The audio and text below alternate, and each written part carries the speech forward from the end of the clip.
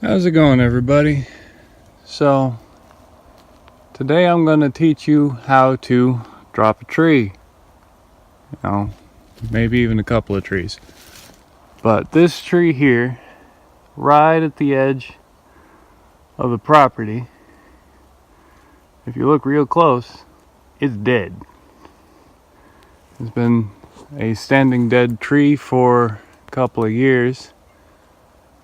And, well, standing dead wood is already dry, can be chopped up and set straight into a wood fire and be done. So, first step on dropping a tree is figure out the lean.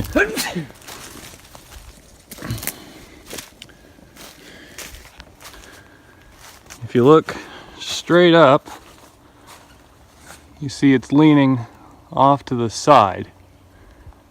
So it naturally wants to go that way.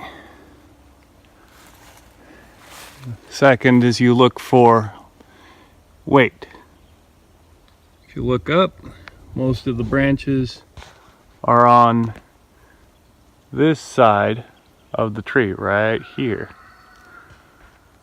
So all of the weight is also going to pull it over there. There's a nice open patch for it to fall in. And then, since it's been dead for a while, there's a couple of tricks to add to safety. None of these are guaranteed, but if you take a hammer, I have a big hammer, and you smack the bottom of the tree and look up, it might break off some of the branches that are ready to go. Well, I'll pass the camera off to my dad and we'll show you that.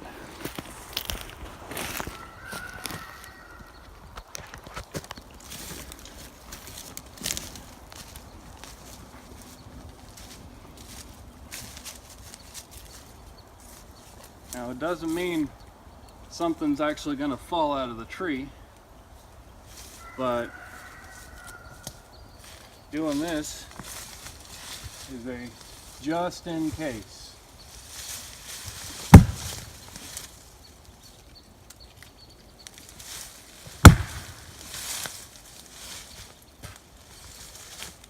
Now, looks like they're firmly attached. There. So since they're firmly attached, that means, well, it's not been dead that long. It's been dead a while, but it's not been dead that long. So, we gotta start cutting into it. Should have safety glasses on, but I don't. And I don't have saw chaps on either. But that, well, they're supposed to be used. And, well, I don't have them handy at the moment, so that's a thing.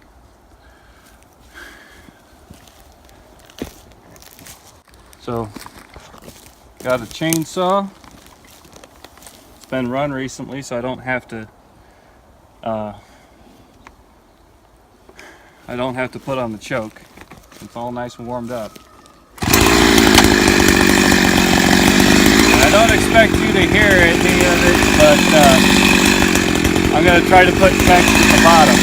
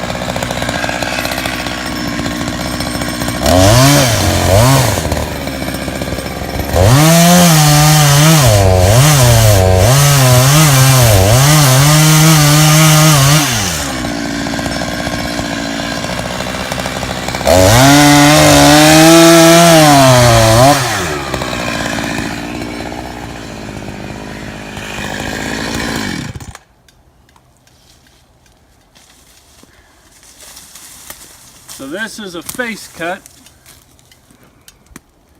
You cut this in the direction that you want the tree to go.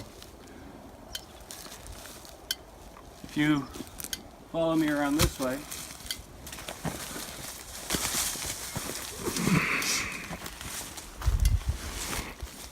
I don't want the tree to come crashing into these trees over here, so I put the face cut pointing out this way. Since the weight is pulling it a little bit more towards the white oak over there, and I don't want to damage the white oak, point it out a little bit further this way, and it should end up balancing between the weight and the cut. So it should fall straight down the middle of this open path. I cut it, well, the way that I measure it is I go 2/5 approximately through the thickness of the wood. Since this is a pine, you've got an extra inch of, look. It looks about an inch thicker than it actually is. In some cases, or some places, it's about 2 inches thicker than it actually is. So, about 2/5, or leaving yourself a 2-inch center hinge right in the middle, going up the center of the tree. And it should come down nice and easy because it's already got a bend. Now, if it was trying to lean this way and we wanted it to drop that way, we'd have a different issue. It's possible, but it's harder. So now I'm going to start up the back cut. I'm going to be cutting in from this side higher than this. I don't want to go past this line. There's going to be a part here that's going to be known as the hinge. That's where the tree is going to start bending to fall over. So the back cut is going to come in nice and probably about 1 inch, 2 inches high. It's a good idea to go through, use the chainsaw, and mark levels. Put a little bit of a cut on the back side. Make sure you're even with the levels, and then start cutting all the way through. Now, this is the basics, because honestly, I'm not that advanced at cutting down trees. So, yeah, no, that's what we're going to be doing. I'm going to start with the saw, and if anything important happens, I'll try to put text in the bottom of the screen or on the screen somewhere. All right.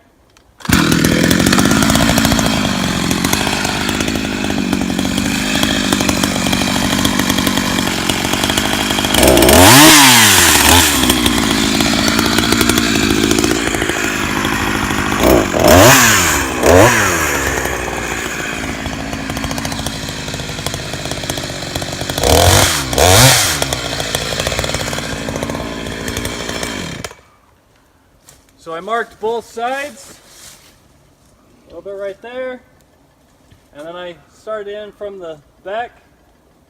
I got it tilted down a little bit, which I'm going to have to fix, but I'm going to try to shoot for this point right here, or a little bit higher. I don't really want to go lower, because if it starts slipping off the back of the stump, that might be a bad day.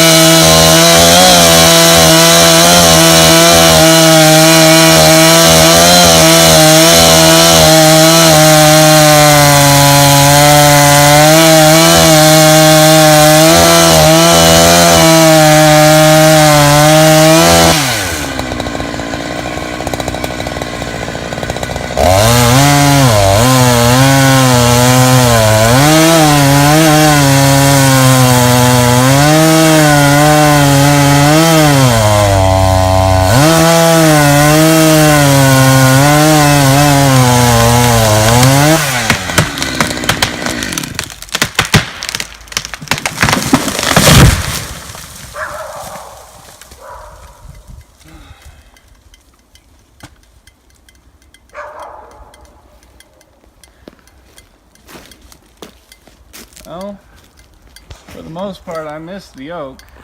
One small branch got caught in it. I wiggled that one, touched that one just a smidge. Now, I didn't pull up the chainsaw quite enough, so this is a lot more level than it should be, or a lot closer to the same level. But at the same time, it fell where I wanted it to. And if you look right here, there's a nice thick hinge for it to bend over on.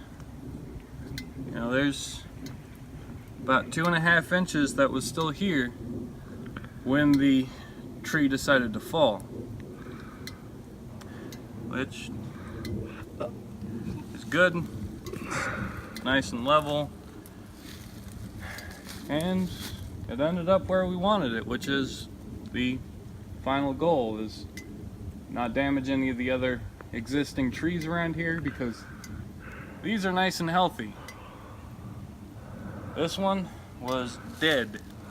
If you look at the wood in here, you see this black mark. Here, I'll take it. This black mark right here is from bark beetles. You know, they came through this area really bad, went through and started killing off trees.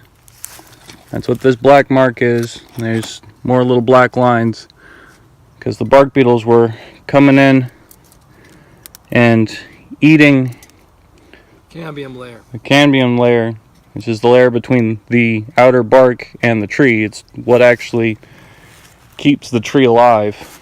You know, these big old trees, all it is a little piece of stuff bringing nutrients all the way up to the top. You know, the water will seep up through the wood, and the capillary action. You know, there's a whole science to that. But no, that was a clean drop. Went right between those trees. So now we get to cut it up and use it for firewood. And since it's already dry, we could sit there, split it up tonight, or split it up this afternoon and stick it in the fire tonight. Alright, y'all have fun. Bye.